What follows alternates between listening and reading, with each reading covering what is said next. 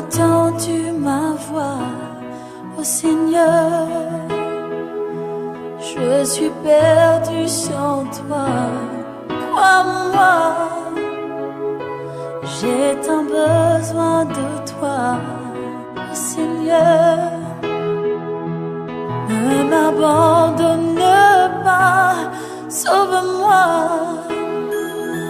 Libère-moi dans ma détresse, ô Seigneur.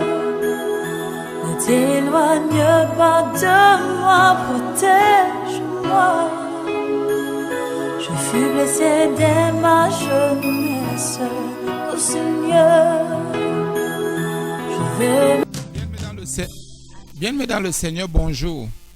Encore une nouvelle journée et une nouvelle année et une nouvelle révélation. Nous bénissons le Seigneur pour cela. Et nous disons à Dieu merci parce qu'il nous aime, parce qu'il est la source de notre délivrance et de notre guérison. Nous allons aujourd'hui, par la grâce de Dieu, expérimenter un verset de Proverbe 11. Verset 8 de Proverbe 11. Donc nous étudions Proverbe 11. Pardonnez-moi, oui, c'est le verset 8. Seigneur, je remets ce moment entre tes mains parce que tu es Dieu, parce que tu es grand et tu es fidèle, tu es bon et tu es digne, tu es glorieux et tu es merveilleux. Merci Christ pour tout ce que tu fais. Merci parce qu'aujourd'hui encore nous allons mourir pour que toi tu croisses en nous. Nous allons mourir, partir, Seigneur, pour que toi seul, ta sainteté parle. Au nom de Jésus, merci parce que tu es Dieu. Amen. Aujourd'hui, nous allons parler de remplacement. Généralement, ceux qui sont dans le sport ou en fonction, on parle de remplacement. C'est-à-dire que quelqu'un était dans l'équipe entrante. Il ne s'exprime pas comme il le fallait. Quelqu'un d'autre prend sa place. Ou bien, parfois ça dépend de la forme du jour. Parfois ça dépend aussi de la morale de tout un chacun. Parce que parfois aussi, il y en a qui, les percussions, enfin leur force. Parfois la force de quelqu'un dépend de sa moralité aussi. Ou de sa sainteté. Nous parlons de remplacement aujourd'hui parce qu'on se rend compte que si on ne fait pas ce qu'il a fait, le Seigneur peut nous remplacer. Et même si le Seigneur ne nous remplace pas ce que nous faisons, donc quelqu'un d'autre peut prendre notre place. Ça peut être à un niveau aussi où, parce qu'on est très bon, on a de l'humeur de nous-mêmes, on nous réserve pour autre chose, ou bien on nous envoie ailleurs, là où on sait qu'on peut faire d'autres choses, une chose encore plus bonne, parce qu'on a fait nos preuves. Mais il y a quelque chose que nous allons voir dans Proverbe 11.8, le bien, la justice. Dans Proverbe 11.8, le Seigneur va nous enseigner comment nous devons pratiquer le bien, et si on ne le fait pas, il y a quelqu'un d'autre qui va nous remplacer. Et que si on reste dans le mal, le Seigneur va nous remplacer, va chercher quelqu'un qui sait faire ce qui est bien, et parce qu'il recherche des hommes bien et des hommes de bien.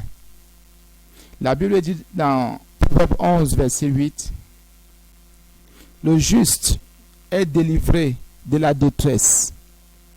Le juste est délivré de la détresse.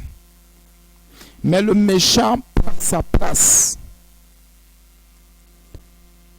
Vous dites souvent que la nature a horreur du vide. Même Dieu aussi a horreur du vide.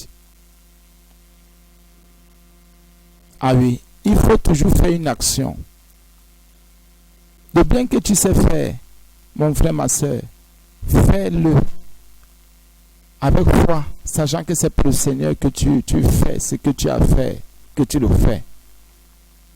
Ne fais jamais rien avec négligence ou avec paresse. Ne fais jamais rien avec deux cœurs. Fais toujours tout avec un seul cœur. Dans la souffrance, dans la misère, dans la honte, dans la nudité, dans la faim, fais le bien. Sois juste. Respecte les hommes. Soumets-toi, obéis. Oui. Donne le meilleur de toi-même tous les jours, toutes les minutes, toutes les secondes. C'est ça la justice. Respecte tout le monde. Donne à chacun sa place. N'aie pas la malbouche ou la langue perverse. Sois toujours à ta place humble. Ne sois pas arrogant et orgueilleux. Sois juste. La Bible dit que quand il y aura la détresse, quand il y aura cette profonde souffrance morale ou souffrance de ton âme, Dieu va te libérer. Il va te délivrer. Il se souviendra de toi. Pourquoi? Parce que le bien que tu vas pratiquer sera même plus fort que le mal que tu ressens. C'est pour ça que vous allez voir quelqu'un, même quand il souffre, le bien qu'il a pratiqué, quand il voit ce bien, quand il continue à être dans ce bien-là, bien mes frères et sœurs en Jésus, c'est ce bien qui parle en sa faveur. C'est pour cela que Jésus nous exhorte ce matin à rester attachés fortement au bien, à la sainteté, à la pureté et à la vérité. Bien mes frères et sœurs en Jésus, le juste, c'est celui qui a été justifié ou rendu juste par le sang de l'agneau, par le Père, parce qu'il a cru en Jésus. Nous prenons ça simplement comme ça. C'est celui-là qui n'est qu'attaché au bien, qui ne sait que faire ce qui est bien selon Jésus-Christ. Parce qu'il y a un bien qui est selon le monde, selon les impies. Et ils ont leur façon de déterminer ou de définir le terme ou le mot bien. Mais nous savons que ce n'est pas Jésus-Christ qu'on peut parler de bien. Au nom de Jésus. Bien mes frères et sœurs, la Bible dit dans Proverbe 11, verset 8, que le juste est délivré de la détresse. Le juste n'est même pas épargné de la détresse. Ça, la Bible est claire. Même les psaumes en parlent. Tu n'es pas épargné. Il faut que la détresse te touche. Il faut que la détresse me touche. Il faut qu'on rencontre ces choses. Parce que le bien qu'on pratique va attirer la détresse. Ça ne veut pas dire que Dieu est en train de rejeter nos œuvres, le bien que nous faisons. Mon frère, reste attaché au bien que tu fais. Reste attaché au bien que tu fais. Reste attaché. Ne te décourage pas. Ne baisse pas les bras. Ne dis pas c'est une nouvelle année et alors c'est encore les mêmes choses comme l'année passée, parce que tu as vu une difficulté. Non, ne confesse pas ça, je t'en supplie, fais attention. Ne dis pas c'est encore la même chose. Ne dis pas ça a recommencé. Rien n'a recommencé. Toi, reste attaché au bien que tu sais faire. Si c'est la prière, si c'est la cuisine, fais ce qu'il y a à faire. Si c'est dire bonjour aux gens, si c'est faire le jeûne, si c'est donner à manger aux gens, si c'est prier pour les gens, si même plus si c'est pardonner, si c'est rester dans la vérité, dans la sainteté, si c'est l'humilité, si c'est rester accroché, attaché à la parole de Dieu, si c'est confesser la parole de Dieu, dans tous les cas, mon frère, ma soeur en Jésus, quelle que soit la détresse, quelle que soit la souffrance, quel que soit le mal moral que tu peux avoir, c'est le bien que Dieu attend de tous ses enfants. Ne te décourage pas. Ne baisse pas les bras.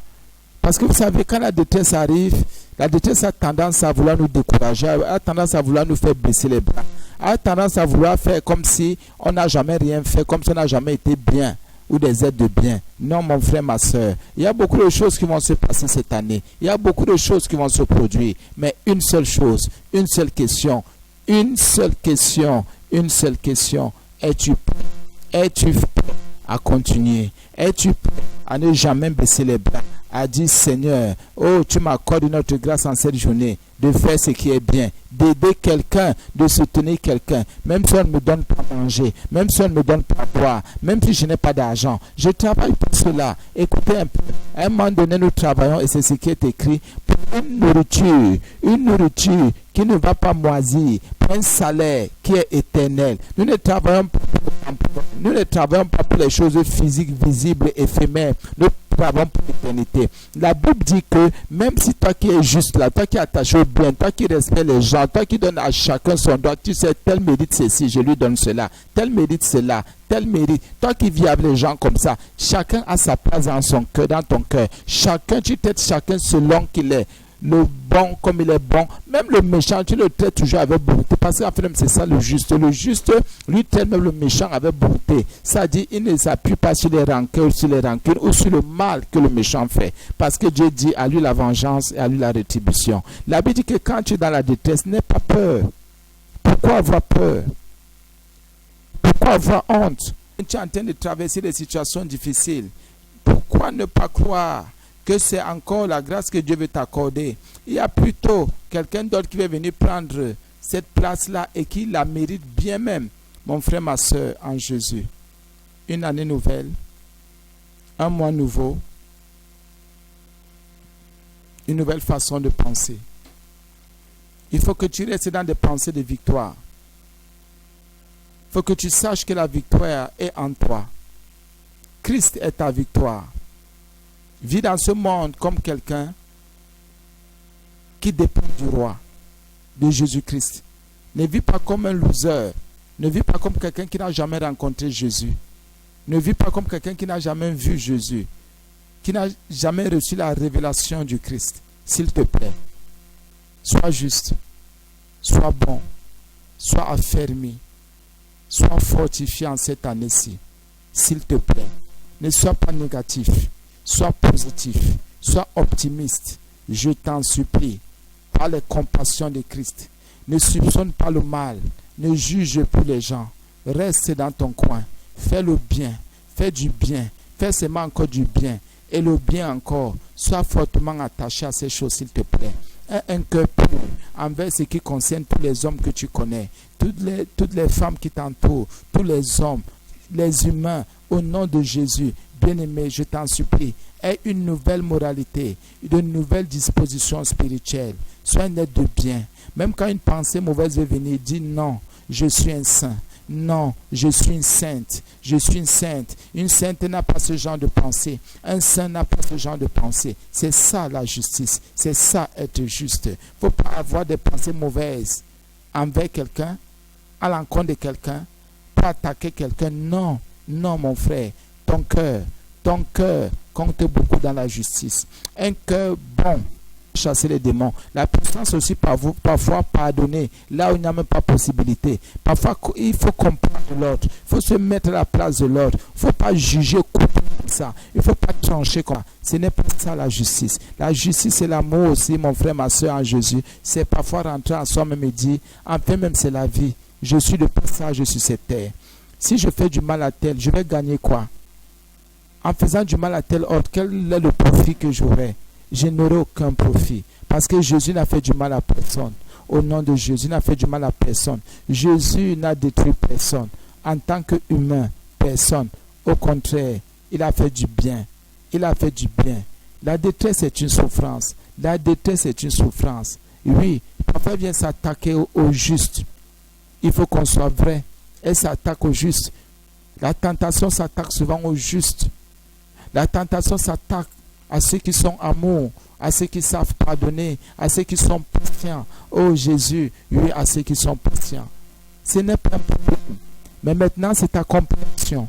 Comment tu vois les choses? Comment tu les abordes? Comment tu les appréhendes? Comment tu vois les choses de tes propres yeux? D'abord les yeux spirituels, parce que la Bible dit que nous marchons par la foi et non par la vue. Parce que si je m'appuie sur ce que je vois physiquement, je vais prendre de mauvaises décisions. Parce que nous savons que l'homme est méchant. Mon frère, ma soeur, aujourd'hui là, surmonte. Dis ces serviteurs qui me parlent, cet homme qui me parle, qui lui a parlé de ma vie. Personne ne m'a parlé de ta vie. Mais le Saint-Esprit est en train de te dire quelque chose. Mais efface ton ardoise. Efface-le et déchire le cahier des rancunes, de médisance, de colère, de jugement, de critique, de mépris, d'orgueil que tu as sous tes aisselles, que tu as dans ton sac, dans ton tiroir. Oh non, tu as des prescriptions démoniaques, diaboliques et maléfiques.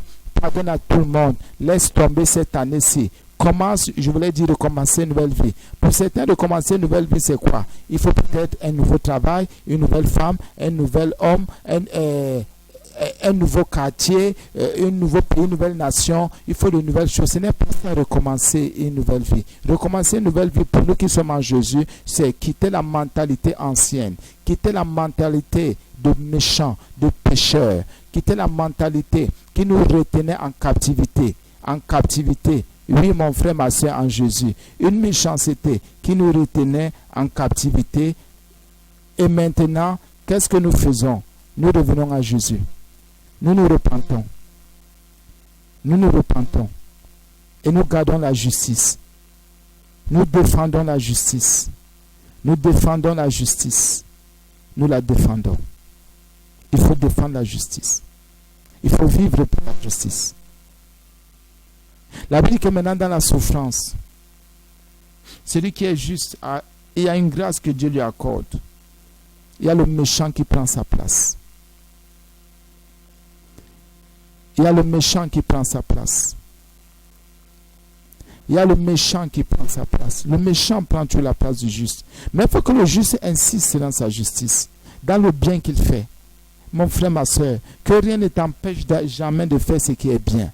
Que rien ne t'empêche jamais de faire du bien. Que rien ne t'empêche jamais de pratiquer l'amour, le pardon, la miséricorde, la libéralité. Il faut donner aux gens, même à ceux qui ne t'ont jamais donné. Donne 100 francs, donne 1000 francs, donne 2000. Aide, donne un coup de main, soutien. Voilà, c'est ça la justice, c'est ça l'amour. La Bible dit que quand tu seras en difficulté, c'est le méchant qui va prendre ta place. Qui est le méchant? Le méchant, c'est celui qui est attaché au mal. Ça veut dire quoi? Quand quelqu'un est attaché au mal, il est toujours en difficulté. Il a toujours des problèmes. C'est toujours fort sur lui. C'est toujours serré sur lui. Ça ne va pas toujours. Et qu'il se pose la question, je suis en train de prendre la place de qui là maintenant? La place de qui est-ce que je suis en train de prendre? La place de qui est-ce que je suis en train de prendre? Mais jamais le méchant ne se pose pas cette question. Pourquoi? Il est dans le mal. Et quand il est dans le mal, son mal augmente. Et il est obligé de faire du mal aux gens. Parce qu'il prend la place de quelqu'un. Alléluia, alléluia, alléluia, mon frère, ma soeur. La Bible dit que le juste est délivré de la détresse. La détresse peut-être va finir un jour, c'est qu'on va quitter ce monde, cette terre-ci. Mais sinon, il y aura toujours détresse. Et alors, quelle est la solution, l'équation que Dieu a donnée aux justes? C'est que quand ils souffrent, Dieu les délivre. Il enlève le juste la détresse. Et il enlève le juste. C'est ça qu'on parle de remplacement aujourd'hui. C'est le méchant qui le remplace. Tu comprends qu'il faut à tout prix être juste pour ne pas prendre la place, pour ne pas être méchant ou rester méchant. Parce que le méchant, lui, il est là pour prendre. Il est là. Dès que le juste est en difficulté, c'est le méchant qui porte les difficultés du juste. Imaginez ce que Dieu fait. Et c'est aussi ça la justice de Dieu. Donc tous ceux qui sont méchants, vous allez voir, ils sont dans des tourments que personne ne peut imaginer. Dans des tourments terribles. Dans des tourments graves. Mais la Bible m'enseigne ce matin qu'il y a remplacement. Il y a remplacement. Pourquoi? Parce que le méchant ne sait pas se repentir. Il ne veut même pas le faire. Pourquoi? Parce que le méchant ne veut pas changer sa mentalité. Pourquoi? Parce que le méchant ne veut pas évoluer. Il reste sur ses positions. Il reste sur le mal qu'il fait. Parce qu'il trouve son compte dans le mal, faire du mal aux gens, dénigrer les gens, toucher, insulter, juger, être arrogant, avoir la malbouche. Oui, oui, voilà le méchant. Il infeste. Il a un venin mortel dans sa bouche. Ses actions sont méprisantes. Voilà le méchant. Il ne connaît pas Jésus. Même s'il vient à l'église, il est sorcier. Même s'il vient à l'église, il n'aime pas les gens. Même s'il vient à l'église, il est là pour tâter les ventres des gens, pour sonder les gens. Voilà le méchant. Le méchant, même s'il te donne 500, il te donne 1000 francs, c'est une malédiction. Même si le méchant s'est occupé de toi, un jour il a payé ton école, il t'a donné à manger, il t'a donné à boire, il t'a donné quelque chose. C'est une malédiction qu'il a déposée sur ton âme. Le méchant est attaché au mal. Son venin est un poison mortel qui détruit jusqu'aux os, qui détruit tout, qui anéantit. Le méchant, il faut le fuir. Le méchant, il faut le fuir. C'est pour cela que quand tu es quelque part, tu manifestes la justice, le méchant va toujours s'opposer. Quand tu manifestes l'amour, le méchant va toujours dire, ça jamais. Le méchant n'aime pas ce qui est bien. Le méchant, même si tu lui parles, c'est comme si tu activais plutôt sa méchanceté. Le méchant, quand tu lui parles, c'est comme si tu l'encourageais dans ce qu'il fait. Le méchant, quand tu lui parles, c'est comme si tu lui disais, allez, vas-y, je te motive. C'est comme si tu l'acclamais. Voilà le méchant. Et tout ce qui n'est pas bien, c'est dans ça que tu le retrouves. Tout ce qui n'est pas bien, c'est ce qui fait sa force. Tout ce qui n'est pas bien, c'est ce qui fait son âme, le méchant. Bien, mes frères et sœurs en Jésus, ne prends jamais la place. Jamais la place d'un méchant. Ça veut dire que le juste doit, et il faut qu'il demeure juste. Que le juste demeure juste. Et la Bible encourage ici et dit que si l'Éternel, le juste est délivré de la détresse et que le méchant prend sa place, c'est pour dire qu'il faut éviter la méchanceté. Nous vivons des situations où ce sont les places, ce sont les détresses des justes que nous sommes en train de vivre. Ce sont les défaites, ce sont les maladies, ce sont les souffrances. Parce que nous sommes restés demeurés dans les mêmes choses. Bien, mes frères et sœurs en Jésus, nous allons arrêter ici aujourd'hui. C'était, entre guillemets, l'exhortation de ce matin, le remplacement. Dans Proverbe 11, verset 8, que la parole de notre Dieu, que la parole du Rédempteur nous accompagne dans toute son éternité, que sa grâce nous comble et que sa vérité demeure dans nos âmes. Que cette année soit une année de gloire, une année de sainteté. Que le Saint-Esprit nous conduise dans la justice de Dieu. Parce que Dieu est juste. Merci Seigneur pour cette vie, la vie de l'Esprit. Parce que tu nous fais marcher selon ton Esprit, dans la puissance de l'Esprit. Merci pour tout ce que tu fais. J'ai prié Seigneur. Je sais que quelqu'un écoute au nom de Jésus. Amen.